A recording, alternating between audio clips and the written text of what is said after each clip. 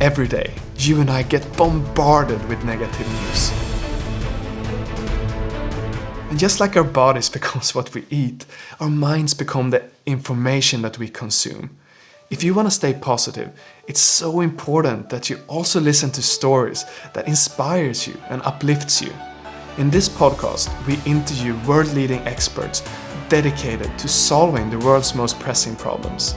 And if you stick around, I promise you will not only be as informed as if you watch the news, you will feel uplifted, inspired, and have more positive energy in your life. Welcome to Great.com Talks with. Hi and welcome. Today Great.com talks with Richard Klopp, who is the former CEO and now Chief People Officer of waterforgood.org. And if you haven't heard of them before, they're tackling the problem of water poverty in one of the most forgotten countries in Africa. But before I tell you which country it is, and if you're new here to this podcast, you definitely want to press subscribe, either on YouTube or in your podcast app, because today we're going to talk about how we can create a lasting water solution for every man, woman, and child in the Central African Republic. Richard, thank you so much for taking the time to speak with us. Oh, thank you so much for the opportunity. So how would you describe Water for Good for someone that is not familiar with your organization and the challenges that you're facing? So Water for Good is a water implementer. I think that's one of the most important things to understand, or one of the initial things. In the water charity space, you have organizations that primarily raise money for water and then redistribute to implementers, or in some countries there's already private sector provision.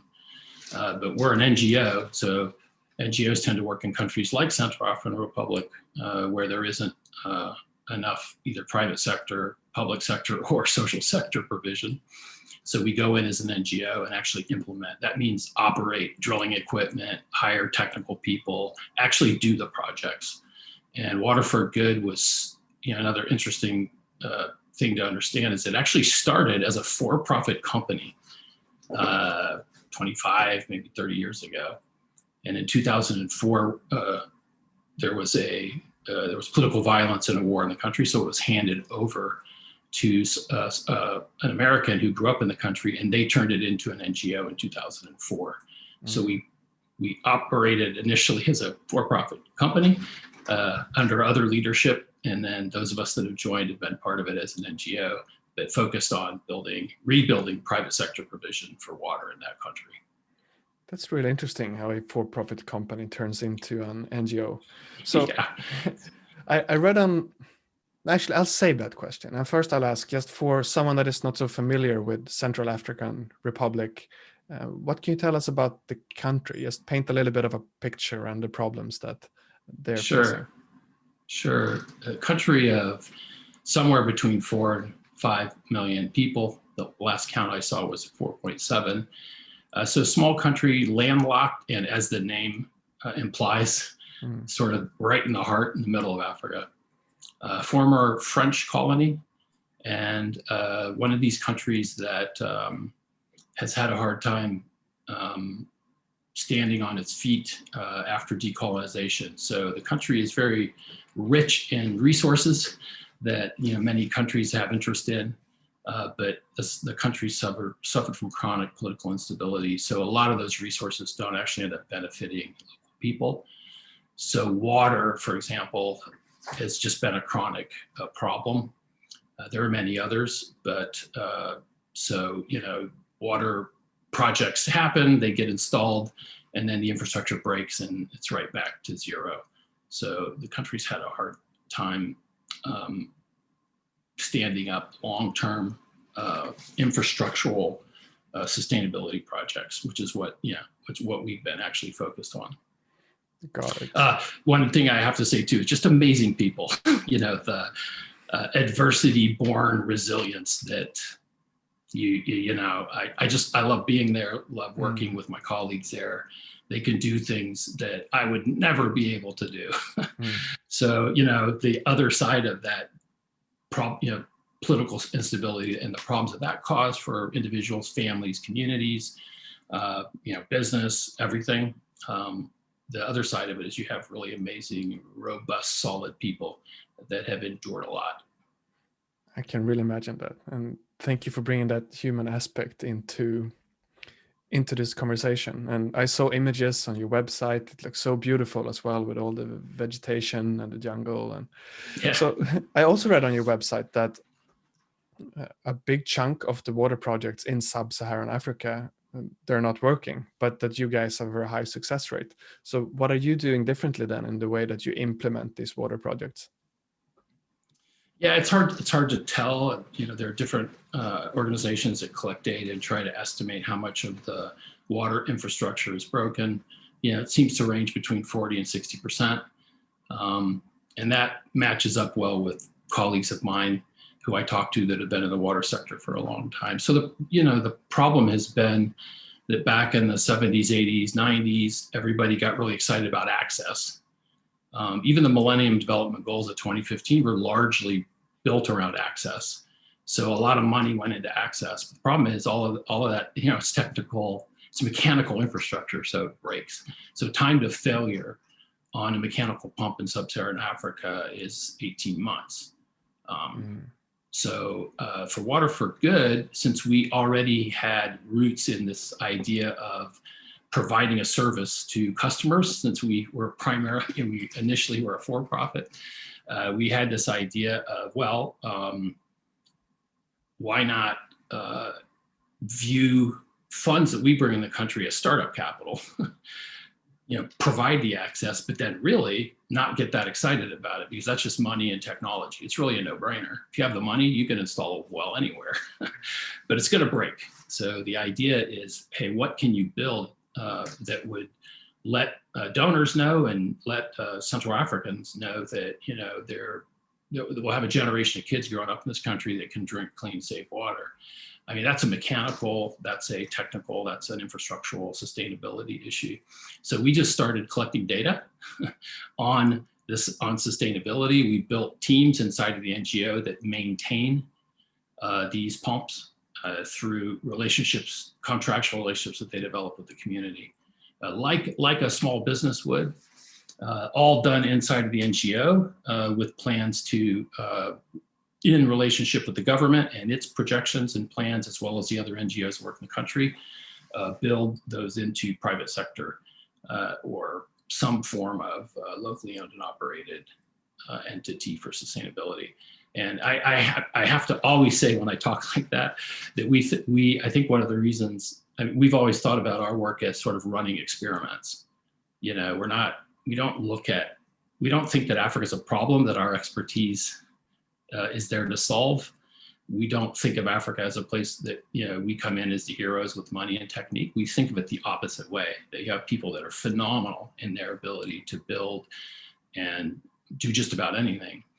So our success is calculated in terms of Central Africans picking up what we're building together and then managing it. And then we plan on handing it off with an exit strategy. So we're a water charity with an exit strategy. I really like that perspective, because, I've seen many water charities paint the, before transformation image of a child is walking 30 minutes to pick up dirty water. Then they get a pump and it's a video and everybody's happy and there's water, and the story stops there, and maybe the listener is assuming that, okay, they have water forever. But then the reality you're describing is that 18 months later, unless there is a system for how do we maintain the pump, how do we educate the ones who receive the water to maybe maintain their own pump or build some kind of system, then it's only a very short-term solution. Yeah, we think that the problem actually, or the work begins, post-installation. Like I said, we think of that as sort of anybody could do that, quite frankly. But, long-term sustainability is a complex issue, not easy. It takes a public sector that has some level of health that can focus on this and bring resources in for some of the larger scale infrastructure. It takes, again, a private sector that government could contract out with, like it does in every country where water is sustainable. And then, again, in countries like CAR, NGOs, we also rely on the social sector initially. We think it should be initially to bring in resources, but then that social sector needs to withdraw and let a public sector and private sector take over, basically. And that's just based on observation that that's the way water has sort of, in countries that have developed water systems, that's the way it's worked. So why would it work any differently in a country just because it happens to be impoverished and politically unstable? So what happens then? Like, how big does the difference become over time for villages where you install these water pumps and they get access to the water? I can only assume you free up a lot of time by, well, just not having to get the water, but also not having to get diseases. And what kind of impact do you see from the work that you do? So we see it, every time I'm in CAR, I see it because we go, community.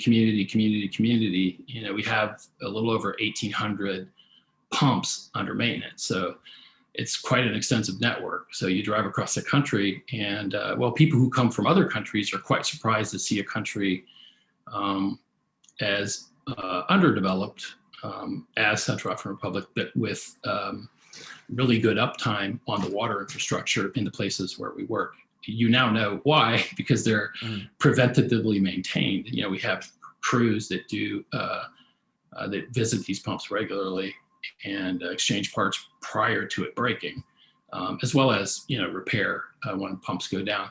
I don't know if you know this. We also publish a map on our website. You might have seen that, where you can actually see the data, and we're very transparent on the parts of the network that are down, pumps that are down. And we try to explain why. I mean, it's what I think donors have come to expect when we spend their money to do these things. And I think, we look at it as that's information we need to know to build a reliable system with our Central African colleagues. So, anyway, I'm not sure I answered the question precisely, but. So what is the difference in the society when they get the water pumps? Yeah. So again, it's anecdotal. Is really what I wanted to point out. Measuring large-scale health outcomes is almost impossible. Even the Bill and Melinda Gates Foundation, if you really pay attention to what they do, rarely measure large-scale, entire country or entire population. It just costs too much money. So we look for proxies. Water for Good has, we proxy that health that you see in a community when you're in Central Africa and they've had, clean water for 15 years. We have pumps that go back, that far, if not further. A proxy would be pump up time. So in other words, we measure the pump up time knowing that then the community has access to clean water and of course they will be healthier. It would be too expensive to actually, measure the health of each individual because again, there's too many people, too many variables you'd have to exclude. So for us, the answer to that question is like, hey, look at our pump up time and we can reasonably expect health. There's a lot of talk about in the water sector. You've talked to other water charities and organizations. They talk a lot about time that people recuperate, that they don't have to spend, especially women and girls. We think this is true. There again is anecdotal evidence. If you ever have a chance to come to CAR with us and, we just hang out in the villages and talk to people about that change. We record their stories as well. But again, we don't have hard data on how many hours. But we've seen that changes in the lives of people that we've worked with. Absolutely. Thank you. Yeah, it makes sense that it's really hard to get that kind of data. So how far then is, like, how much more work is there to be done in CAR until everybody has water? We'd like to know the answer to that question. Mm-hmm. Right now we work in 9 of the provinces. I believe there are 14, if I remember correctly. doing this maintenance service. Obviously, the country, 2/3 of this country is controlled by what in the international media would be called rebel groups, otherwise non-aligned to the state groups of various sorts. So that's what I mean by political instability. So, to the west and to the south, if you look at our map, you'll see that we've worked primarily there because that instability tends to increase as you move north and east.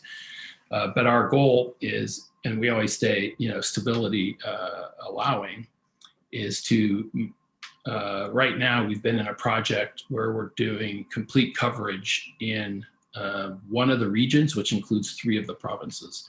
We do baseline studies to identify everybody in the préfecture, as they say in French, or that province, and then start finding out what water infrastructure actually exists and what is needed. And then we complete what is needed with other NGO partners and with partnership with the local government as well as the national government.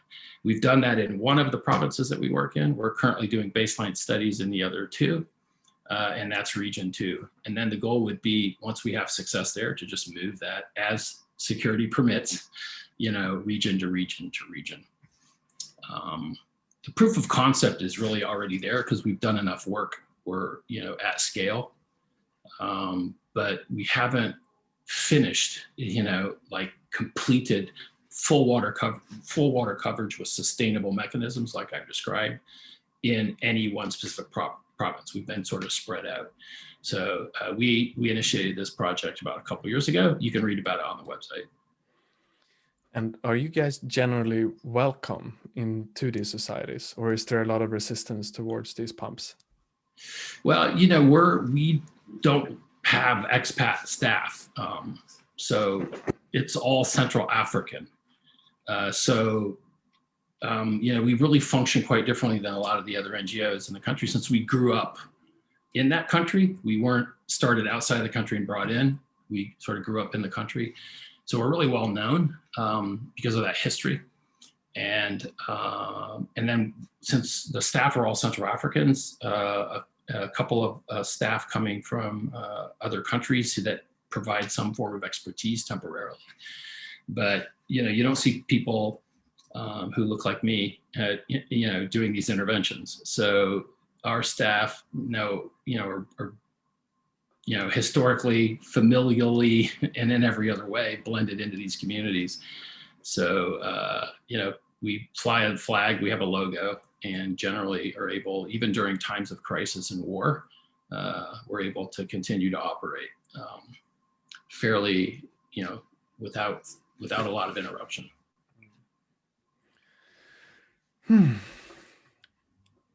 Yes, imagine that someone is listening to this now and they want to do something to allow more people to get water, to end the water poverty. What can they do to help out? What I think people always expect, hey, donate to Water for Good, join us. Of course, if you're interested in water sustainability, I actually think we're a great value for that interest in that dollar, because we can put data to it. We answer that question by showing people what we've done and see if they want to join. But I actually think a better answer to that question is, I like to equip people when you're approached by a water charity. The best question to ask isn't about access. They usually will talk about access. Forget about that. That's what just do you money. mean by access in this? Just context? raising a bunch of money and going and putting a bunch of pumps, or other water technologies in another country. Don't get excited about that, because that's just money and technique. Ask how they know what the structural plan is to ensure that the generation of children in that country will still have the access, that those pumps or those technologies are still going to be working 20, 30, 40, whatever years from now. That's a great question to ask, because it catches us up short. It's hard for us to actually provide really good answers as water charities to that question. But the truth is, that's, if you go walk around Central Africa with a microphone and interview our Central Africans what they're interested in, obviously it's not a pump that's going to break in 18 months. It's how can I raise my kids in good health? How can water be closer to where I live so that I can spend more time on my business or with my family or other affairs that interest me. So yeah, that's the question to ask. I like that question. It gets us out of the mindset, problem, I pay money. We have this woohoo moment when the pump gets used for the first time and then just forgetting about it. I really enjoy that. That question is the main thing I take with me from this interview. I hadn't asked it myself before. And I think that's a real good mindset to have before investing in a water charity. So, Richard, thank you so much for taking the time to speak with Great.com today. We highly appreciate it. Oh, thank you so much. I appreciate it. Thank you very much and have a great day. Thank you. And for you listening, if you enjoyed this conversation, press subscribe on YouTube or in your podcast app, because if you do, you're showing the algorithms that this is an important conversation, so more people can hear about how we can end water poverty in Central African Republic. Thank you so much for listening, and we'll see you in the next week. What is Great.com? That is the most common question that we get. And the shortest answer I can give you is that we are a company that is moving money from the online casino industry and donates it to charities that is helping the environment. The long answer, unfortunately, I don't have time to tell you today. But if you're curious, definitely Google what is Great.com to learn more.